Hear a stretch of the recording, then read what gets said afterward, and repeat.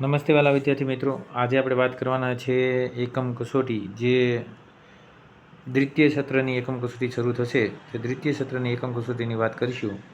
દ્વિતીય સત્રમાં તમે જુઓ તો ધોરણ 6ની, ધોરણ 7ની અને ધોરણ 8ની એકમ કસોટી કઈ તારીખે, કયા વિષયની અને કયા એકમ નંબર પૂછાવાના છે તેની વાત કરીશું.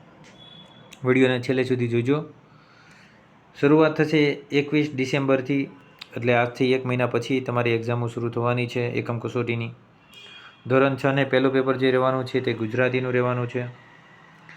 ધોરણ 7ને ગણિતનું પેપર રહેશે અને ધોરણ 8ને હિન્દીનું પેપર રહેશે. જાન્યુઆરીમાં તમે જુઓ તો 2 એક્ઝામ લેવા છે, એક 4 તારીખે અને એક 18 તારીખે.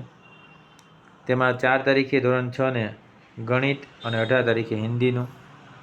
અને એવી જ રીતે તમે જુઓ તો ધોરણ 7ના વિદ્યાર્થીઓને હિન્દી અને વિજ્ઞાનનું, અને ધોરણ 8ના વિદ્યાર્થીઓને ગુજરાતી અને સંસ્કૃતનું પેપર રહેશે. આગળ જોઈએ તો સૌથી ઇમ્પોર્ટન્ટ વસ્તુ છે કે ફેબ્રુઆરીમાં પણ 2 એક્ઝામ લેવા છે. એક પહેલી ડેટ 1 ફેબ્રુઆરી અને એક 15 ફેબ્રુઆરીએ.